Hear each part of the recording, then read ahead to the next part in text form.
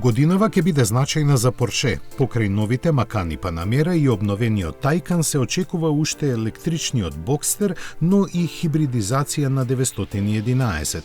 Токму за иконскиот модел раководството на марката силно се бори да го зачува во класичните лимити, упорно одбивајќи да го електрифицира, зашто има според нив добри аргументи.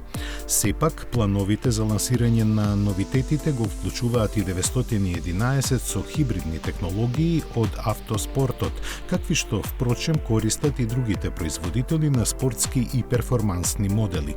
Нема да биде плагин модел заради потешките батерии кои би ги нарушиле врвните перформанси, туку избалансиран до последните технички детали. Тие засега се кријат од јавноста и ќе бидат познати после фейслифтингот на моделот кој се очекува на почетокот на летото. Во секој случај, одлуката на Порше да се лансира хибриден 911 е цврста.